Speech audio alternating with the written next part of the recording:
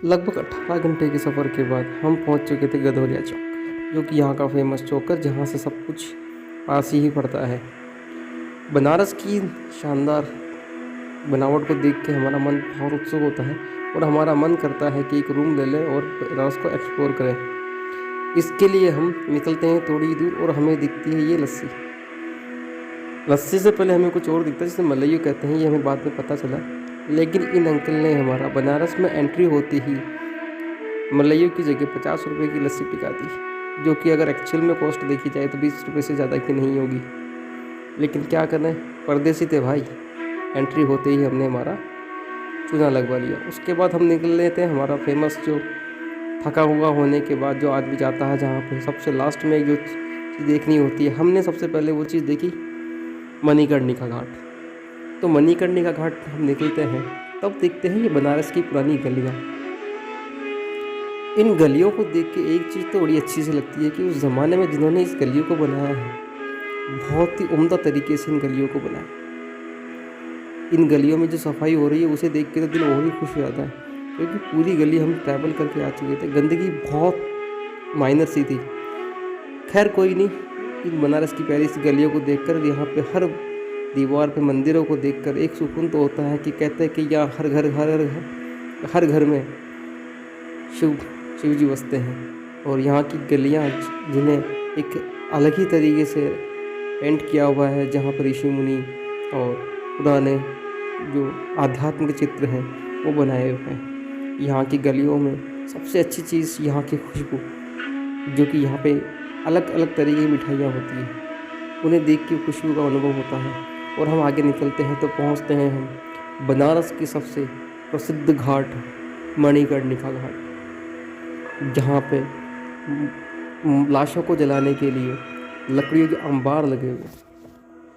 इसे देख के ऐसा लगता है कि सच में हम किसी एक अलग ही दिव्य लोक में हैं, क्योंकि यहाँ मौत और कमाने का जुगाड़ दोनों साथ चलते हैं। इसे यहाँ पे देख के ऐसा लगता है कि जैसे यहाँ मौत का कोई भय ही नहीं है। इसे देख के मुझे बहुत अलग तरीके की अनुभूति होती है। जहाँ एक शमशान के पास से गुजरो तो एक मौत का डर लगता है, वहाँ इन लकड़ियों को देखे तो ऐसा लगता है कि क्या ही है यहाँ पे, और किसी तरह का कोई डर ही नहीं होता। ऊपर यहाँ लाशें जल रही है, इतनी लाशें जल रही है जिसको देख ले अगर कोई नॉर्मल दिल से तो डर जाए।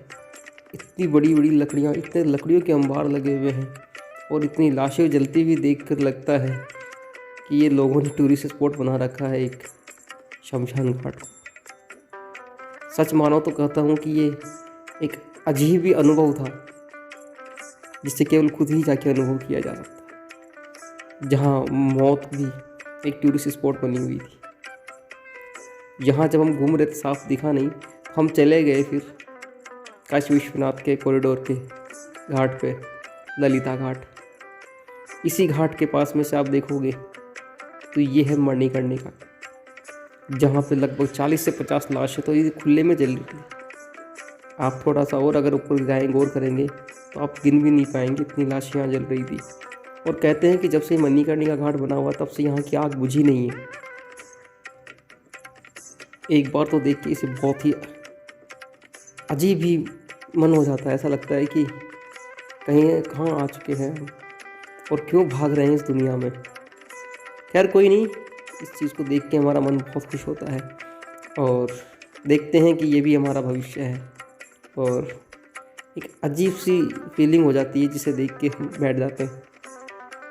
जहाँ मौत, जहाँ लोग अपना भविष्य देखने के लिए बैठे रहते हैं। यहाँ इतनी लाशें मैंने मेरी ज़िंदगी में पहली बार देखी होगी। और ये गंगा मैया का नज़ारा देख के तो ऐसा लगता है कि हाँ, जो भी हो आना तो यही है। कहते हैं कि जिसका अंतिम संस्कार मणिकर्णिका घाट पे हो जाता है उसे वापस आने की ज़रूरत नहीं पड़ती इस धरती पर। उसके बाद कॉरिडोर घूमते हैं तो ये दिखता है स्टैचू रामानुजाचार्य का, जिसे हमने प्रणाम किया और इस कॉरिडोर को कवर करने के लिए निकल चुके। जो भी हो, जिसने भी बनाया हो, किसी भी कंडीशन में बनाया हो, लेकिन काशी विश्वनाथ कॉरिडोर जिन्होंने भी बनाया बहुत अच्छे से बनाया। इसकी ज़रूरत थी और बहुत समय से ज़रूरत थी, जिसे देख के ऐसा लगता है कि सच में यार हमारे देश में मंदिरों की भी कोई इज्जत होती है। इतना प्यारा कॉरिडोर बनाया हुआ था इसका कि ऐसा लगता था कि घंटों बैठे रहे यहीं इसी कॉरिडोर पे और निहारते रहें इस प्यारे से सुंदर नज़ारे को, जो कि है माँ गंगा मैया का। यहीं से थोड़ी देर बाद देखते हैं तो यहाँ से आप अपनी इवनिंग के लिए क्रूज़ बुक कर सकते हैं, ताकि आप गंगा आरती बहुत अच्छे से देख सकें। और यहीं काशी विश्वनाथ कॉरिडोर से आप देखेंगे तो गंगा मैया का इतना प्यारा सा नज़ारा दिखता है, और दूसरी तरफ आप देखोगे तो ऐसा लगेगा जैसे रेगिस्तान का पहाड़ है। इस प्यारे से नज़ारे को देखने के बाद, अपने भविष्य की हकीकत को देखने के बाद, मैं थोड़ा सा और दिखाता हूँ आपको। ये कवर करने की कोशिश की मैंने। घाट पे इतनी जलती हुई लाशों को देखने के बाद यहाँ के किसी भी इंसान के चेहरे पे एक दुख सा नहीं दिख रहा था। लोग दुआएं मांगते हैं, आशीर्वाद मांगते हैं कि उनका अंतिम संस्कार इस मणिकर्णिका घाट पे हो। आप देख ही रहे होंगे, कहते हैं कि यहाँ पे आज तक किसी को रोते हुए नहीं देखा। इतनी लाशों को जलता हुआ देखकर मन एक तरह से स्तब्ध हो जाता है। और ये लाशें देखिए आप कैसे जलती रहती है, और ये सब लोग जो यहाँ बैठे हुए हैं, ये सब इस घाट को देखने आए हैं यहाँ। ऐसा कभी मैंने ऐसा कोई शमशान नहीं देखा हो जो टूरिस्ट स्पॉट बना हुआ। ये सब लोग यहाँ पे बैठे हुए हैं, केवल इस घाट को देख रहे हैं। और यहाँ का नज़ारा भी बहुत प्यारा था, जिसे मैंने भी बहुत अच्छे से निहारा। और फिर थोड़ी देर आराम करने के बाद, ये नज़ारा देखने के बाद हमारा मन हो जाता है यहाँ के सबसे प्रसिद्ध घाट को देखने का, जो कि दशाश्वमेध घाट, जहाँ की गंगा आरती बहुत शानदार होती है। आप अगर दशाश्वमेध या सारे घाट घूमना चाहते हैं, आप यहीं मणिकर्णिका घाट से एंट्री करने के बाद पैदल आप पूरे घाट देख सकते हैं। और यहीं से आप काशी विश्वनाथ कॉरिडोर होते हुए काशी विश्वनाथ भगवान के दर्शन करते हुए भी आप इन घाटों का नज़ारा ले सकते हैं। इन घाटों को पैदल चलते हुए आप पूरे घाट आप घूम सकते हैं, क्रूज़ ले सकते हैं। यहाँ पे बहुत अच्छा सा नज़ारा होता है, आनंद आता है यहाँ घूमने में। और यहाँ जो चेतावनी लिखी हुई थी उसे मैं चाहता हूँ कि आप सब लोग ध्यान रखें, गंदगी ना फैले। गंगा मैया के यूँ किनारे किनारे चलते हुए इन दृश्यों को देख के बहुत प्यारा मन हो जाता है। खुशी होती है कि हम एक ऐसी धरती पे रहते हैं जहाँ पे एक इतना पुराना इतिहास बसता है। ये काशी विश्वनाथ बाबा की नगरी बहुत फेमस नगरी। इन धीरे धीरे घाटों को एक से एक के बाद एक घाट देखते हुए हम पहुंच जाते हैं दशाश्वमेध घाट, जहां पास ही में आपको मिल जाएंगे ऐसे स्ट्रीट वेंडर्स जिनसे आप घूम सकते हैं। दशाश्वमेध घाट घूमने के बाद हम निकल जाते हैं हमारा रूम ढूंढने के लिए, क्योंकि हमें कोई रूम मिलता नहीं है, इसलिए हम वापस आ जाते हैं मेन मार्केट में। और एक रेफरेंस मिला है, उसके थ्रू हम जा रहे हैं एक गेस्ट हाउस में, क्योंकि वो सबसे नियर बाई काशी विश्वनाथ मंदिर के पास में है। तो वहाँ पहुँचने के लिए हम इस पूरे नज़ारे को घूमते हुए हम पहुँचते हैं काशी विश्वनाथ के पास एक गेस्ट हाउस था वहाँ रुकने के लिए। और उसी बीच में ये नज़ारा दिखा, जो कि पूरा मार्केट है, जो मेन मार्केट है यहाँ का। और ये मार्केट इतना भरा हुआ होता है कि पैदल चलने की भी जगह नहीं मिलती, इसीलिए इसको कॉरिडोर कहा जाता है, यहाँ का कॉरिडोर है। और इस मेन मार्केट में आपको व्हीकल एंट्री नहीं मिलेगी, 4 व्हीलर 2 व्हीलर जा सकती है। बाकी नज़ारा बहुत प्यारा होता है यहाँ का।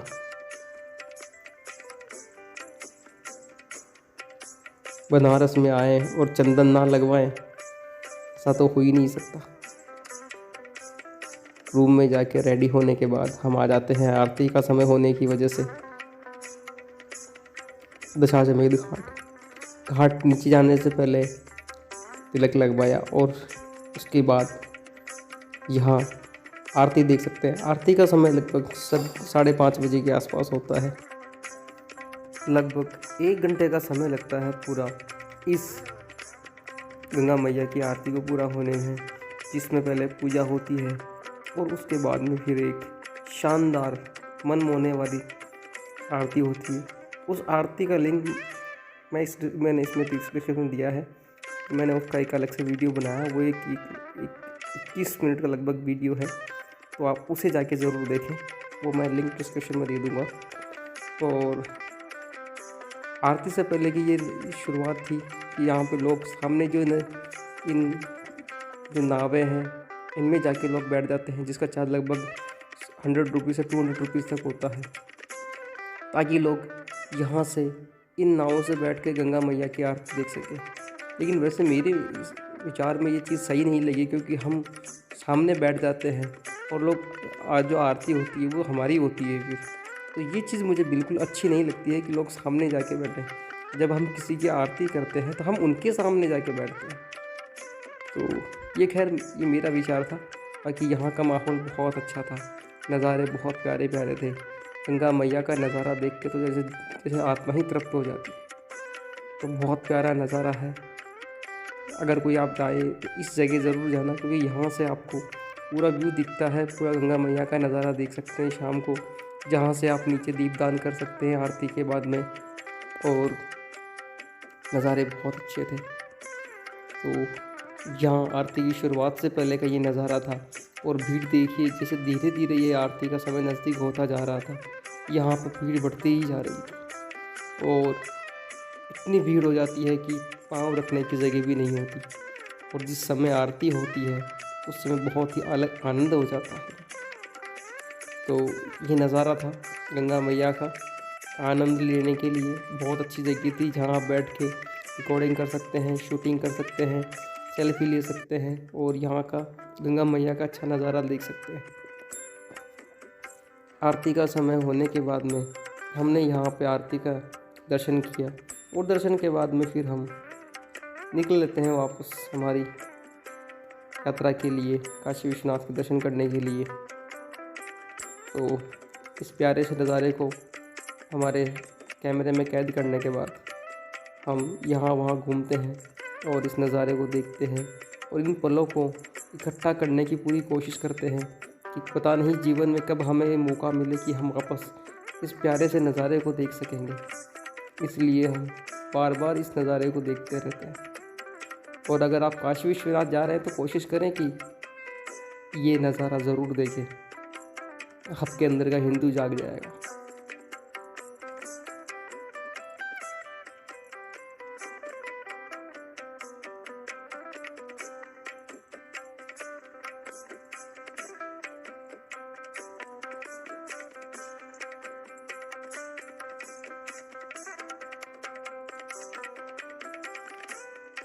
आरती के साथ ही, नज़ारों के साथ ही, अगर आप चाहते हैं कि आप यहाँ पे एक फ़ोटो लें अपनी, तो ये कैमरामैन थे जो मुझे मिले, जो 30 रुपीज़ में आपको लगभग एक सॉफ्ट कॉपी भी दे देंगे और 30 रुपीज़ में आपको प्रिंट कर देंगे।